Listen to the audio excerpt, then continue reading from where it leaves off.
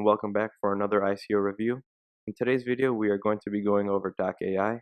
We will go over the brochure, the management team members, and of course the white paper. And near the end of the video, we will talk about some general stuff in regard to the company. And yes, I said we because it will be my partner and I.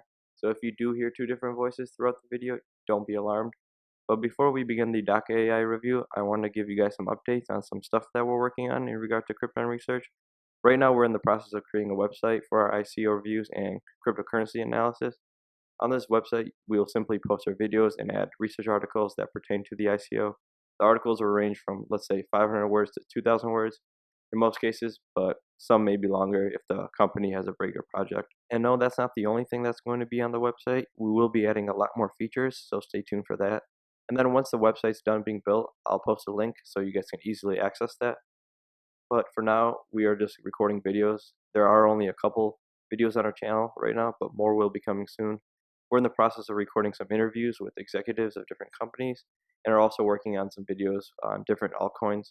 So the best thing you can do to get notified when our videos go up is subscribe and then click the alert button so you'll know immediately. We're going to be releasing plenty of content that may add value to you, so you definitely want to be on top of that. So I think I've spent enough time on that, so let's get on to the ICO review. But before we do that, let me just say that everything that we say in this video is our opinion only, and it is not financial advice. The information we provide in this video is for information purposes only, and you should do your own due diligence. With that being said, let's start. Okay, so I'll start this video off by going over the executive team and scientific advisors. I encourage you guys to go over everyone, but in this video I'll just go over a couple of people that I found interesting. So of course, one person that I found interesting was Walter, who is the CEO of Doc.AI. He got a master's degree in linguistics and also founded a company called Scanadu and is part of a company called GenLife. And then this is his education right here. But let's go over his company, Scanadu. So what Scanadu was is it was a consumer medical technology company. And this was the device that they created. It was called the Scout. And then they did raise more than $1.6 million. And what this device did is it recorded your heart rate, blood pressure, and body temperature, and then transmitted this data into a mobile device. So you guys can kind of tell where they got this idea of Doc.AI from. There are definitely some similarities between their old project and this one. But Walter did step down from the company in 2016 and then started Doc.AI in 2016 as well. So he stepped down in April and then started Doc.AI in August. So you can tell he's a pretty intellectual person and innovator. He was able to raise a lot of money and create a product, so you definitely can tell that he's capable of doing that.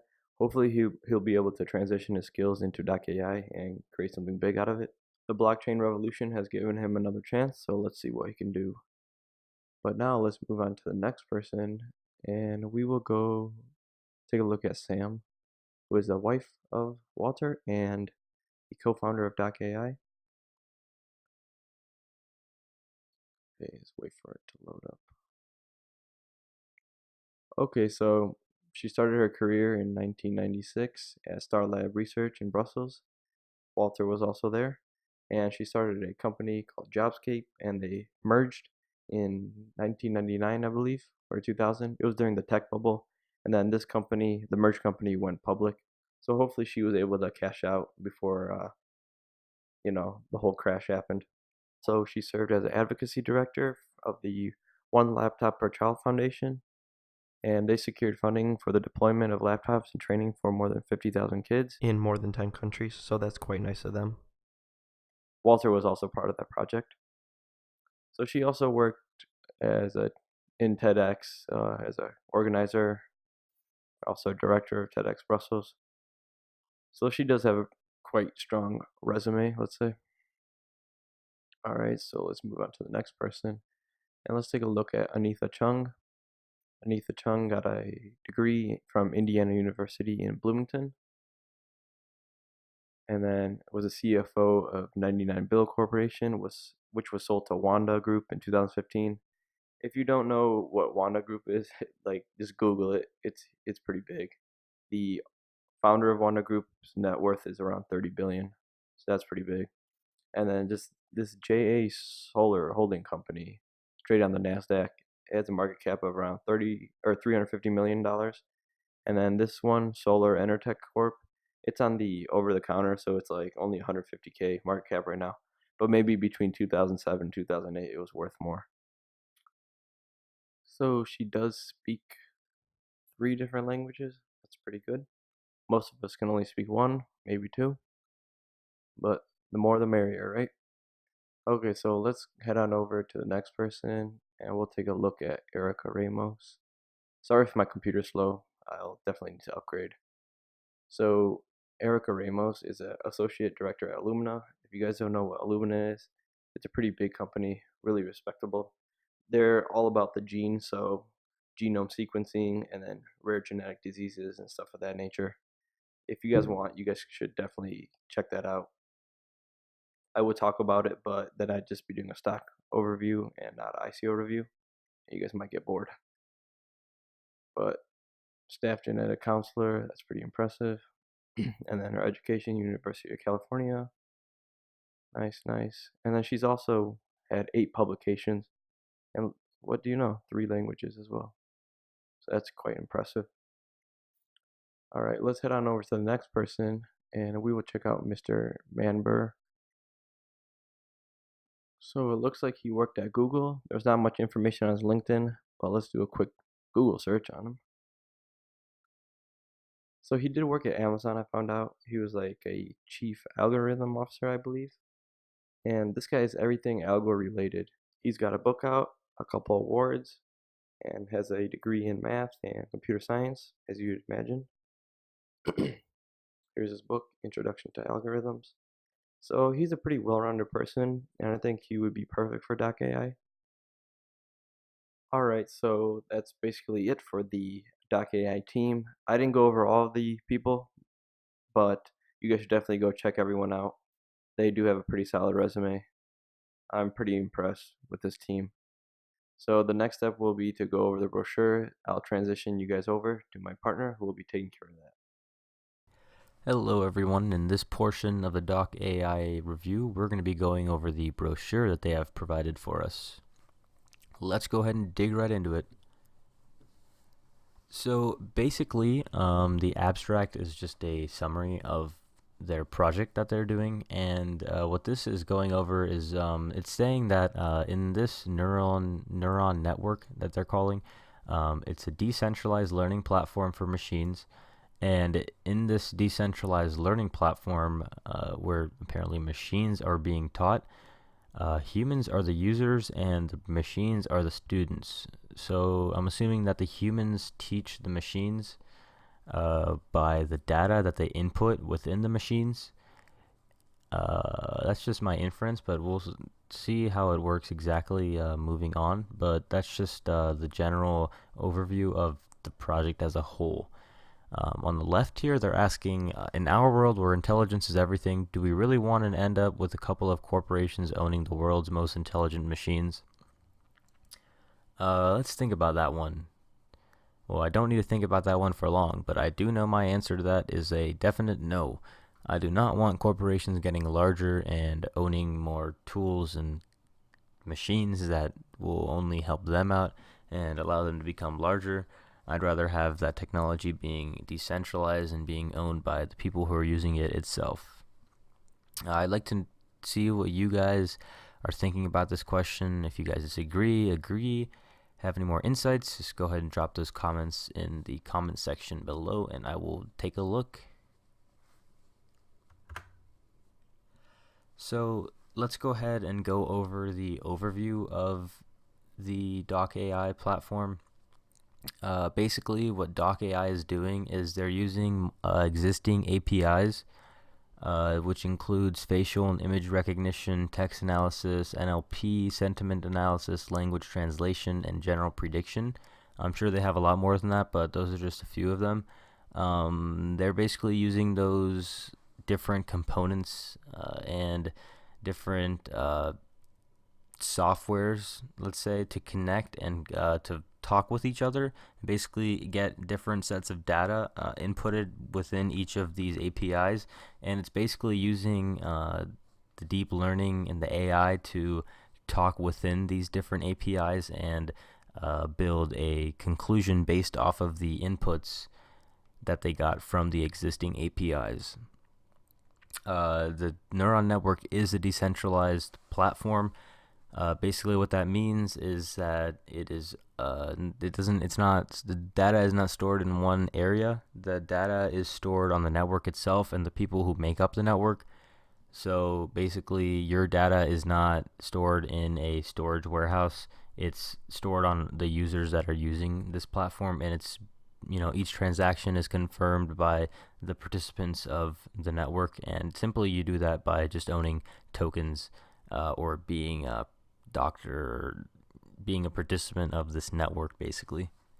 Education of today versus education of tomorrow. So today there's students in the academic center, and each academic center is a centralized area. For example, universities aren't all over the world. There may be some universities that offer, online services and that sort of stuff, but they only have access to a certain amount of the population, and they're still centralized in a network. And like, for example, Harvard is not Yale, it's not Ohio State, it's not any other university other than Harvard, and it's on Harvard's land that they own, and that's where it is centralized at. That's where everything takes place. And basically, how that works is it's all human interaction. Students are coached by professors, then the students learn material, take exams, and get results. The student then gets a grade. Either it's passing or it's failing. There's no in between. There's no, if you get a 75, then you're passing. You get credits for the class, but that does not mean you learned all the material in the class, but they do still give you credit for that class. I guess that's just how it works. You don't know the full material, but you know enough. But what differs in the machine learning versus the education of today is that we are teaching the machine, and that the machine, when they get information from the teachers, which is the users' data sets, those data sets that they get, they will then go through the whole data set, and they will build prediction models based off of that data set. And based off of the prediction model that they create, they will get a score, which is called the F1 score. And what happens then is that the machine evaluates that score and evaluates that in relation to an expected value that they have already in the system.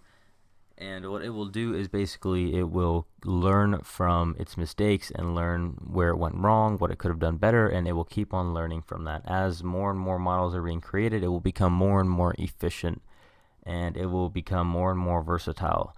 There's no such thing as retaking the course one time. It's always retaking the same course over and over and over and over again until it gets to a 100%. And that 100% is very hard to get to. It takes time to get to, but that is a goal with the AI. It's not like education today where there's a goal of a 75%. It's not a low goal. It's a very high goal. The goal is maximum efficiency. And the machine never stops learning. It never stops getting better. It keeps on going and going, unlike students, in which they can leave college, stop learning, and go get a job and just work there the whole time. But even if they do decide to come back to school, they're still coached by professors, and they still have the same standards as before. They don't have the standards of the machine, in which the machine has maximum standards. Students have lower standards, much lower standards than that. What is a decentralized black box? Let's first think about what a regular black box is. One example of a black box is a black box in an airplane. And what that black box is used for is it keeps all the communication records and all the data that is given off of the airplane itself, and it logs everything that the airplane has been doing. So basically what a decentralized black box is it's a center for information which is decentralized. So it's information that's being stored on not one certain area. It's stored in multiple areas, and it cannot be hacked and accessed from the outside. It cannot be hacked because it's not centralized. like the black box. If you lose the black box, then you lose everything within the black box. So when Malaysian Airlines went down, like, I don't know how many years ago, 4 or 5 years ago, however many it may be, they lost the black box, so they couldn't figure out what was going on inside the plane. So if the black box wasn't inside the plane, then maybe they would be better suited for figuring out what went down. But it obviously wasn't, and that is something that is another discussion that we can have. But basically, that's what they're talking about in this whole entire slide. The black box needs large amounts of data, like we said before. It takes the data in, builds models, and based off of the models, it gets a score, and based off the score, it'll correct itself in the right direction and make a change for the better. And it will keep on doing this, like we said before. And for this, we need a lot of power. It doesn't come very easy. AIs are not very easy to run, and you need a lot of power, and you need a lot of you need a large community of developers, curators, and data donors, participants on all ends to keep this running and stable. And basically, that's all they're talking about in this slide. They're just going into a little deeper understanding of how the machine learning actually works and what it needs. But we kind of went over that before. It's just a little goes a little more in depth. Now let's go ahead and take a look at a few problems Doc.AI will solve in the real world. So use case number one. In San Francisco, there's an informal organization of parents called Radius who have one thing in common. They have children with epilepsy. The seizures ranging from 4 to 78 per day. Most have exhausted all current medical possibilities for decreasing seizures. Some keep diaries with values on their children. Others have given up, and some have turned to alternative medicine. All have data, but this data is noisy and not uniform. Nobody has a model how these seizures work or what triggers them. Their only hope is that they get used to it. One member tries Neuron. Interesting introduction to this use case. Basically, they're saying that epilepsy is a issue that no one has studied yet, and there's a lot of data available regarding the people who have epilepsy, mainly children and the mothers who keep track of this, mothers and parents who keep track of this in their diaries and whatnot. But there is no professional medical database that has any models on epilepsy or anything like that. So let's see how Doc.AI will work to solve this issue. So first, the one member of Radius tries out Neuron and sets up the Doc.AI application for a child. So remember, Radius is the group of parents who have whose kids have epilepsy. So then the Doc.AI application enables a mother to upload information about her child in structured data sets. And then by running the application, the mother aggregates a number of tokens. So by inputting that data in, she gets rewarded for that data.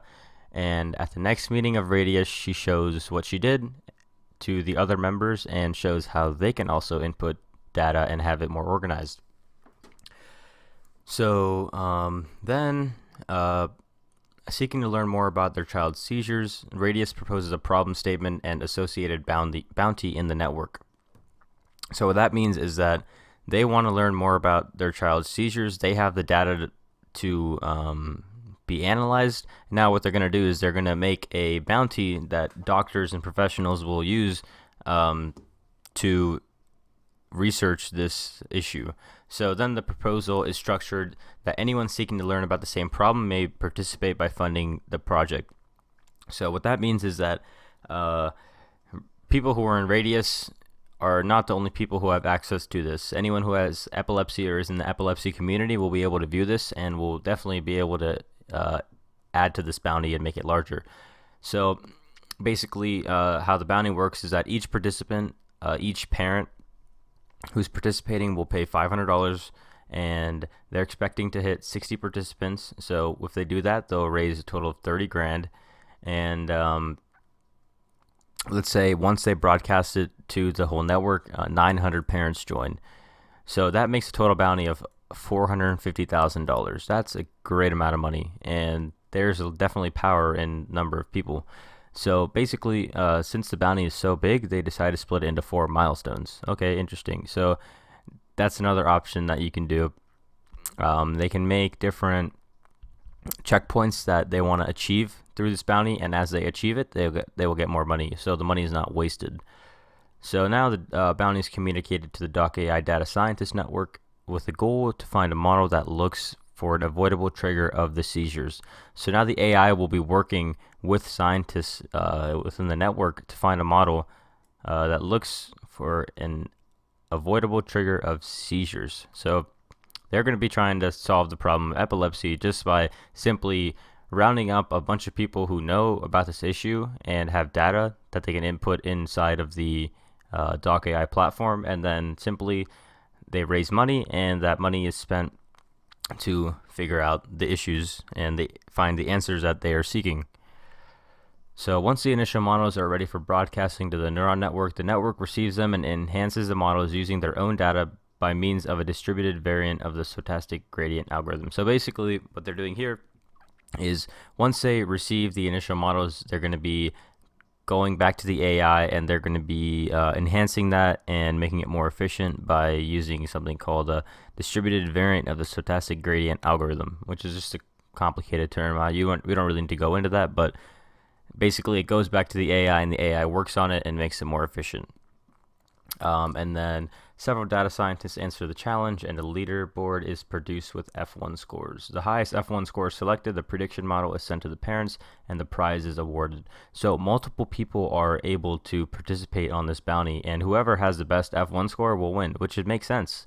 And it's a democratized platform. So there's not just going to be one person who's working on all the studies and one person who's going to be taking all the money. It's going to be the person with the highest score, which is really a great system for the people. Now the parents have the results of their own clinical trial and can consult with their own physicians about the implications. They can even approach pharma to develop a new drug based on the new target and offer their trial in return for equity of the drug they will buy. So what then this Doc.AI allows people to do is once those models are created and the answers are sought, they have the issues, they found the issues that they didn't know before, then they can go to these companies who develop drugs and they can sell this data to them for a stake in the drug that they make, and they'll be able to receive income from that, and hopefully they'll spend that money in good cause. But regardless, they're making a new drug that's going to save millions of lives of people with epilepsy or whatever disease there may be out there. So definitely powerful technology here, and this is only one example of this. There's so many applications. This can work in literally every medical problem we have in the whole entire world, and most of these issues is that we just don't have enough data. But if we allow people to use their phones and their laptops and technological devices that they all have and are easy to use and are easily accessible, then there's no excuse for people to learn about these different AIs, and especially this one, Doc.AI, and put in their data and help out the world. I mean, it's simply a wonderful solution, and I love how they are creating this. And there's so many different diseases and conditions out there that need to be solved and cured and learn. Definitely, we just need to learn more about each and everything out there to make our models more efficient and to better evolve as a human race. So that's just the first example of how it works. Now we're going to move on to the second example that they show us. So use case number 2, the clinical trial of 1.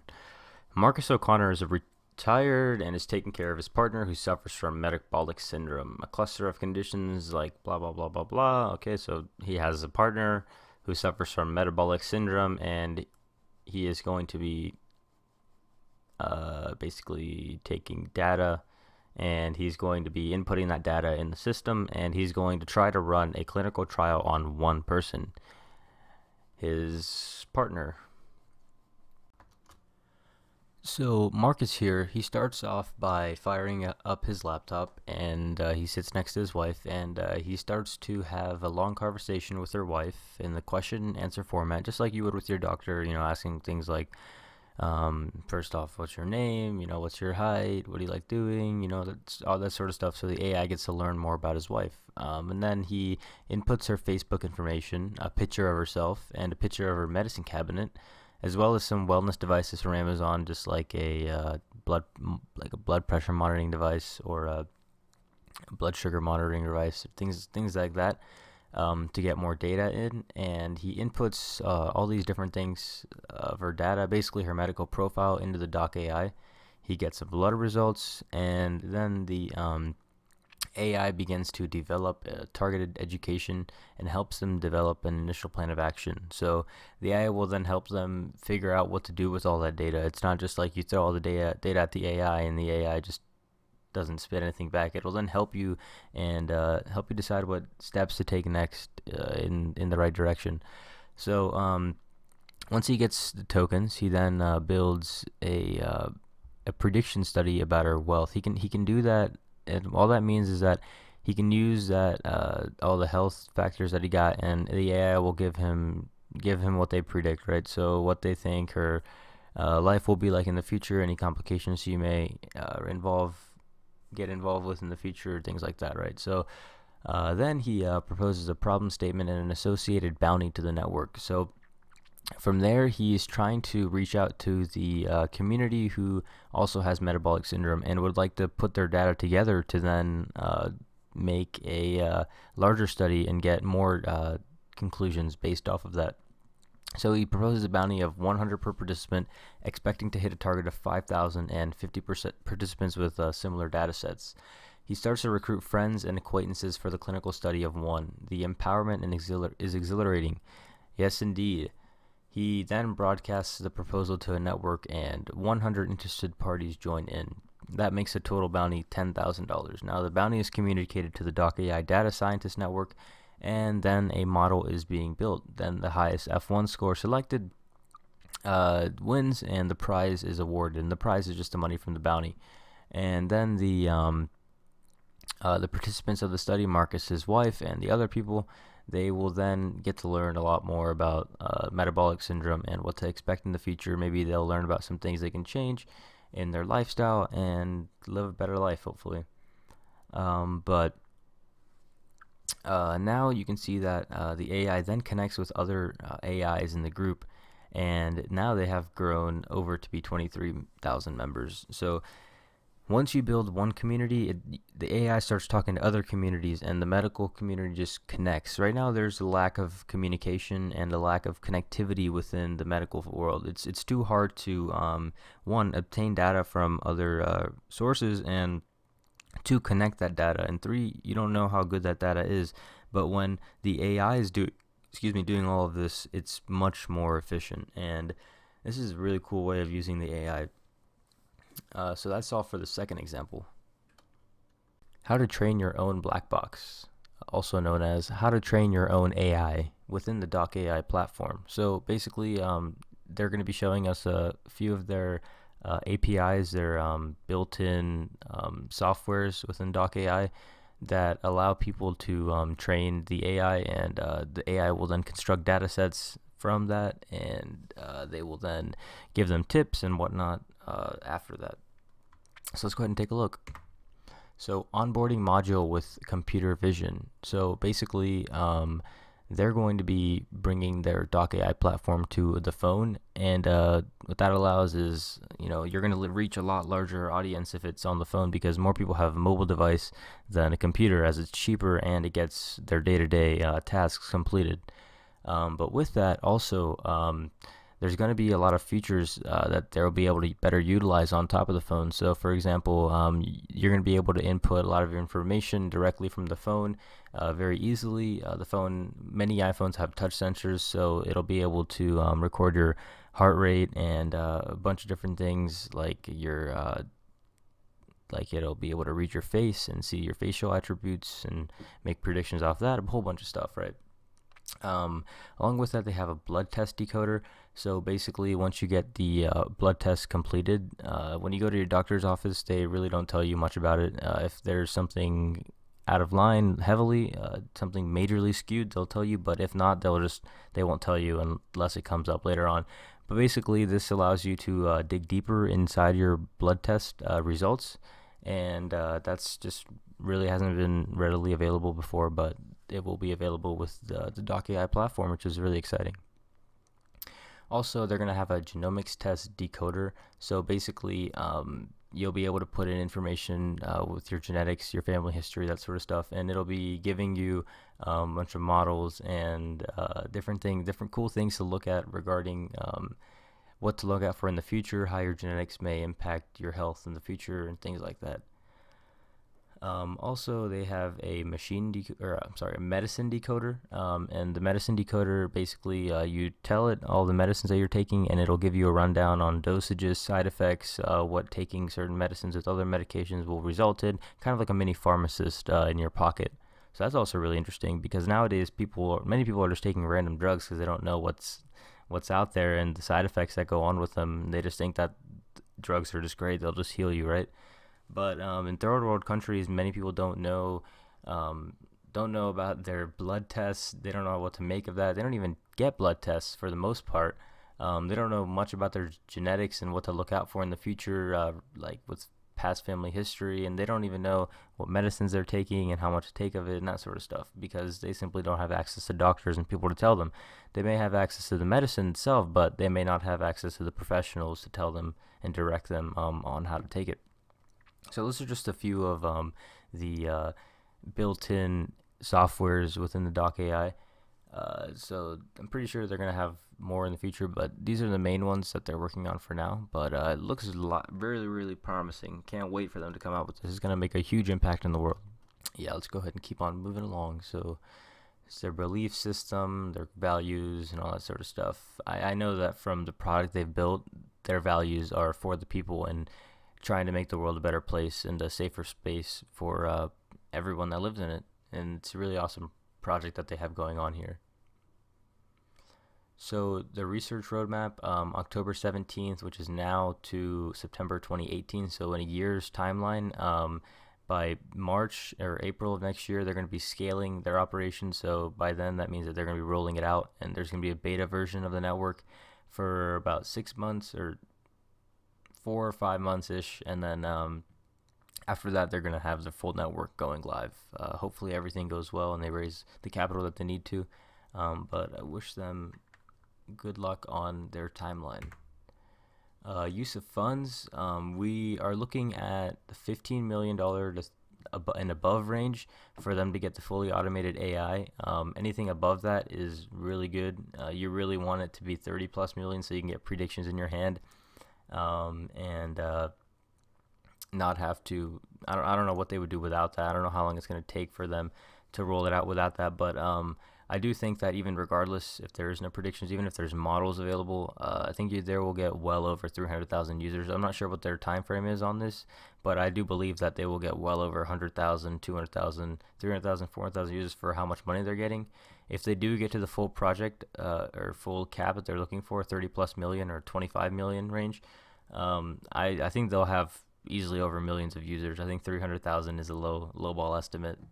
So it's just a matter of rolling this out, scaling it out, and getting the word out there that this exists. So it's pretty awesome. The tokenomics of the neuron token. So basically, we're just going to be talking about the supply and demand, or mainly the supply aspect of the neuron token, how they're going to be rolling it out, who has the most stake in the neuron tokens, and if there's any lockup period and things of that nature. So basically, first thing, they're just talking about how they're talking about people in the network as a participant, not a patient. Basically, they're just trying to say that, when you think about a patient, it kind of has like a negative connotation to it because you're kind of lesser than the doctor. The doctor is better than you. The doctor has to come take care of you. It's kind of like that sort of feeling in it, where the doctor's your only hope. But when you're a participant, it makes you feel like you're a part of actually what's going on, in which you really are in this Doc AI platform. So that's why they're going to use participant rather than patient. It's just kind of I don't know. I like how they're doing that. It's not a big deal to most people, but words play. Words are everything, right? Words are what you make them to be. So to many people, participating within a network rather than being the recipient is much better, right? So yeah, let's keep on moving. So phase one is going to be participant data collection.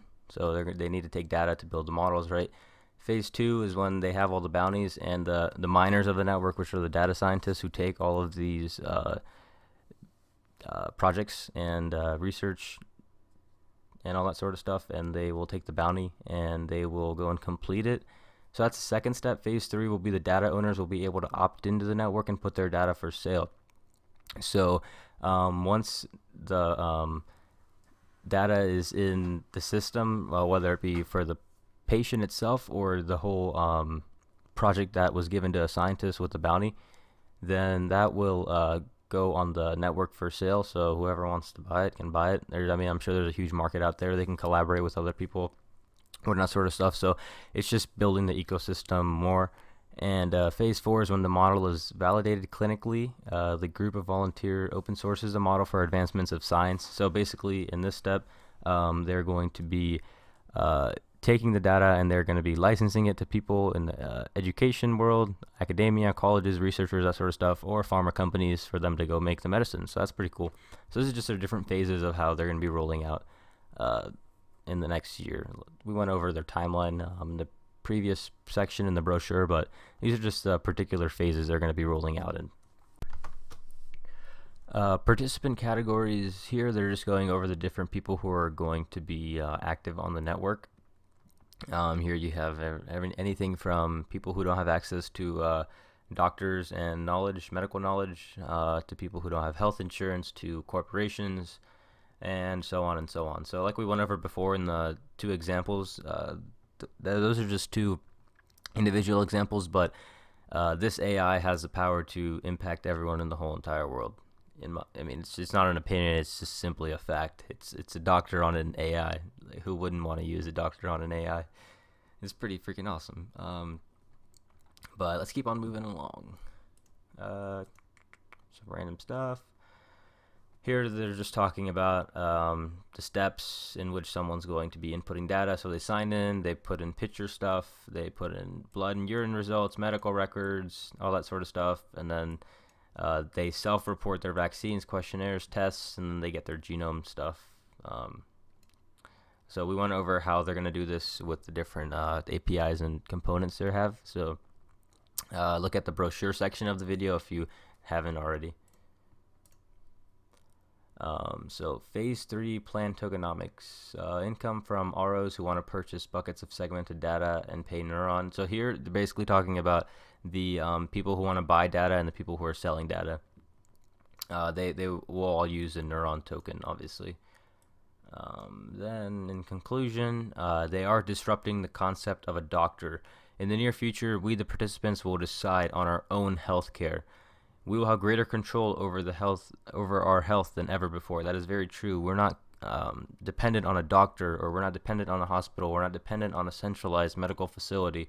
We are creating, not we, Doc.AI and the team are creating a doctor where you can take wherever you go, on your phone, on your computer, on your tablet, anything. It's awesome. I can't wait for them to come out, and I really hope that they are a successful project and that it's not taken down by the current pharma industry, and just with more regulations. I really hope that they let this succeed. Now we're just going to talk about token distribution. So there's a total of 860 million Neuron tokens, and they will be distributed into three. So one, it's the major participating groups in the Neuron network. These people are critical to the network's creation, development, growth, and maintenance. So people like the scientists, and without the scientists and the people who are creating the models, along with the AI, there will be no Doc.AI platform as a whole, right? So 37 to purchasers for funding the network development, business development, partnerships, blah, blah, blah. So people who are invested in the project from an early start. So 33% to the community, aka the mining block reward. So like the doctors who are getting the reward for completing the certain bounty, and 30% goes to Doc.AI for research, engineering, deployment, business development, marketing, distribution, and more. So it's Doc.AI's. They're going to be taking that money to continue with business operations and expansion. So here's a lockup for the Neuron tokens, and this is a pretty big deal. So these are the tokens that Doc.AI has. So 30% of the whole pot. So this is in regards to the 30% of the total 860 million. So out of that 30%, 1/3 of that 30% is going to be retained for 1 year. The second third will be retained for 2 years, and the third will be retained for 3 years. So that shows that they're not going to get all the money at once. So in a year, they're going to be able to liquidate a third of the money they get to fund whatever they need to do, and then 2 years they'll have more money, and 3 years they'll have more money. So it's kind of it's assuring that they're not going to be just pumping this token up and dumping it right as soon as it hits the exchanges. It's not like that. The team isn't looking for a quick pump and dump. This shows that this literally locks them in for 1, 2, and 3 years.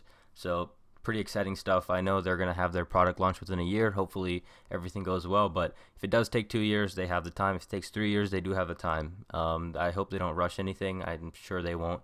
But that's always a great thing to have in terms of a lockup. So let's see what else they have. So in the future, they may require additional capital to support operations or the growth. So they may create and sell more Neuron tokens in the future. So,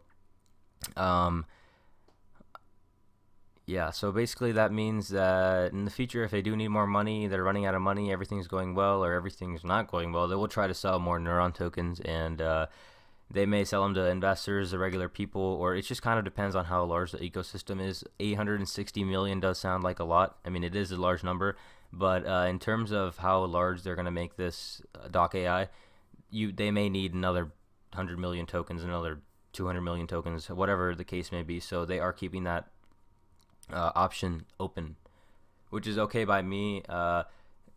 If you need more money to expand business operations, and if you go and ask people for money, they better have a great growth plan in return. So I'm fine with that. And as I do believe in the project, if they do need more money later on, it's cool. I'm fine with that as long as they provide the proper growth and allocation of those funds. I don't want them to spend those funds randomly, right?